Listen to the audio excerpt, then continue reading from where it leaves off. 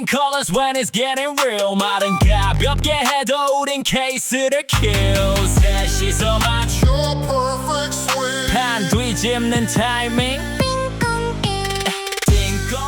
그러면은 명노무사님께서는 지금 농사를 몇 년 정도 하신 거죠? 제가 지금 8년 차입니다. 그 기간 또 이제 산재만 담당하신 저 거죠? 산재만 했습니다. 그러면 어쨌든 많은 과도 사건을 좀 보셨을 것 같은데 약간 수행하시면서 뭐 요 직업 아니면 요 직업군이 과로에 좀 취약하다 이런 게 좀 있으셨나요?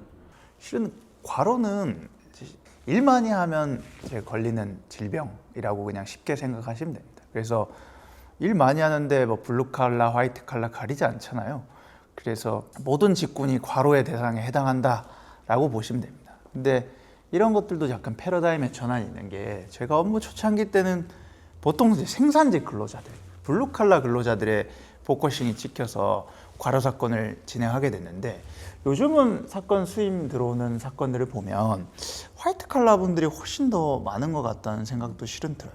저희가 지금 뭐 저희가 하고 있는 뭐 IT 종사자나 뭐 이미 강연을 갔다 오신 청년 회계사 문제나 그런 거를 보면 사실 이제 저희가 예전에 생각했던 뭐 블루칼라의 문제는 이제 더 이상 아닌 것 같아요. 그럼 사무직으로 이제 과로 문제가 좀 넓어지고 있는데 사무직 과로를 처리하면서 특별히 조금 신경을 쓰시거나 이런 부분이 조금 이상하다던가 이런 게 좀 있으신가요? 업무를 수행하시면서. 실은 사무직 과로가 실질적으로 문제가 되는 경우가 더러 많아요. 과로 사건을 검토할 때 크게 두 가지를 보는데 첫 번째 근무 시간을 입증해야 되고요. 두 번째는 업무 부담 가중 요인이라고 해서 얼마나 질적 양적으로 일이 힘드냐를 평가합니다. 그런데 근무 시간이라는 게 실은 사무직 변호사님도 근무 시간 물론 출퇴근하시지만 뭐 입출입 기록을 따로 하고 하진 않잖아요. 그래서 사무직들이 근무 시간 입증이 어려운 경우가 실은 대부분 많아요. 보통 이제 블루칼라 분들은 이렇게 출퇴근 기록 같은 것들을 사업장에서 이렇게 기록을 하는데 사무직들은 그런 기록 같은 것들이 없다 보니까 근무 시간 입증이 어려워서 소위 저희 행정 처리 단계에서 부지급되는 경우가 덜어 있습니다. 이게 저희도 그렇고 회계사나 뭐 법률 전문가나 이렇게 다 재량근로제 대상이어서 저희는 주 52시간 넘게 일할 수 있다 보니까 출퇴근 기록이 의무화되어 있지 않아서 더 이런 문제가 발생하고 있기는 한 것 같습니다. 그럼 이제 근로시간 관련해서 또 나오는 항상 이슈가 저희가 산업재해보상법이 개정이 되면서 출퇴근제도 이제 업무상 재해로 인정이 됐지 않습니까?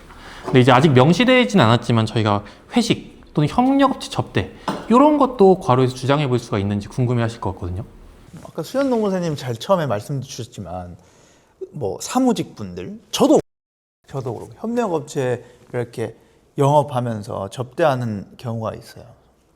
그럼 그런 것들이 업무 시간이 아니냐라고 문제가 되는 경우가 있는데 실은 당연히 근무 시간으로서 업무 시간으로서 인정이 됩니다. 물론 사실관계에 따라서 사실관계를 어떻게 포섭하느냐에 따라 다르겠지만 그것이 사용자의 지배관리 하에 있다고 판단되어지면 충분히 업무 시간으로 주장할 수 있다고 생각합니다. 이제 제가 한 사건 중에 홍보팀 직원분도 계셨는데 아무래도 이제 홍보팀 직원분들은 기자분들이랑 밤에 그런 회식 자리가 되게 많거든요.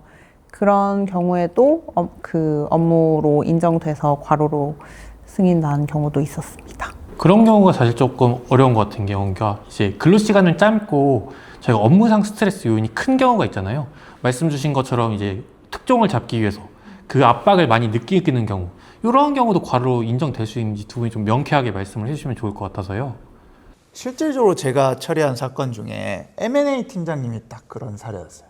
이분이 근무 시간은 팀장급이다 보니까 짧았지만 그 질적 판단 같은 것들이 원체 많았어서 M&A 하면 이 딜링 과정에서 매각 과정만 해도 실사도 해야 되고 여러 보고서들을 검토해야 되고 매수할 업체들을 설득도 해야 되고 매수할 업체들이 또 기업 실사를 다시 해야 되고 합의를 또 조율해야 되고 이런 그 근무 시간에 담기지 않는 여러 정신적 스트레스가 많거든요. 그래서 그 사실관계를 얼마나 빡빡하게 포섭하느냐에 따라서 업무 관련성 판단이 좀 달라지는 것 같아요. 네, 그럼 이제 과로를 입증하는 자료를 모으는 것만큼 의학적으로 보시는 분들이 궁금한 게 많으실 것 같아요.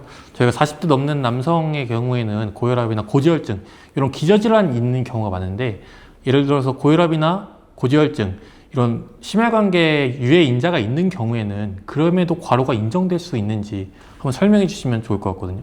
정말 사실관계에 따라 다르지만 유리한 경우가 더러 많습니다. 예컨대 우리나라 40, 50대 고지혈증, 뭐 고혈압, 당뇨 그 질병이 있는 게 중요한 것이 아니라 그 질병이 얼마만큼 잘 관리되었는지가 참 중요한 것 같아요. 예를 들어 본인의 요양급여 내역, 과거의 수진 이력들의 그런 당뇨나 고혈압을 잘 관리해왔다는 처방 내역들이 잘 남아있다면 오히려 그런 것들이 훨씬 더 유리하게 작용하는 경우도 더러 많은 것 같아요.